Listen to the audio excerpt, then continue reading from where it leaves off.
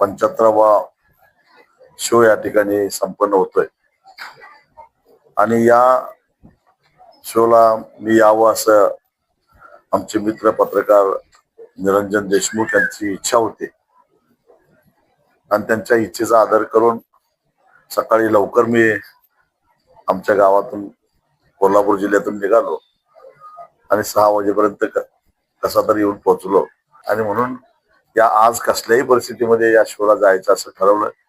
आणि इथं आल्यानंतर पहिल्यापासून आतापर्यंतची चित्रपटाची त्यांनी जी काही मांडणी केलेली आहे त्या अतिशय प्रभावीपणानं ग्रामीण जीवन खरं अस्सल गाव आपलं त्याच्यामध्ये दिसतं आणि गावाची वास्तव स्थिती काय आहे हे आपल्याला दिसतंय.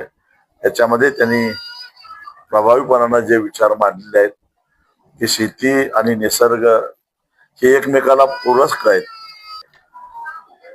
आज जे सामाजिक प्रश्न निर्माण झालेला आहे तो शेतकऱ्यांना मुली का देत नाहीत तर एक तर मुलींची संख्याच कमी आहे आणि मग मुलींची संख्याच कमी असल्यामुळं मग सगळं क्रम लावत असताना शेवटचा नंबर लागतो शेतकऱ्याचा, तोपर्यंत मुली संपून जातात आणि मग 40-45 वर्ष झाले तरी आपला काही नंबर येत नाही. त्यालाही जबाबदार आपणच आहे. कारण साधारणपणे 80च्या दशकानंतर एक सगळ्याची एक मानसिकता अशी झाली की 1 किंवा 2च मुलं असावं, शक्यतो 2 पोरच असावीत, मुलगी नसावी. आम्ही गर्भातच मुलीला जन्माला यायला नकार दिला. त्याचे परिणाम आता दिसायला लागलेले आहेत. 20-25 वर्षानंतर पोरं जन्माला येत गेली, मुली जन्माला यायच्या कमी झाल्या. 1000 पोरं जन्माला आली की 832 किंवा 33 मुली जन्माला यायला लागल्या आणि मग ती वाटणी करता करता राहते कोण?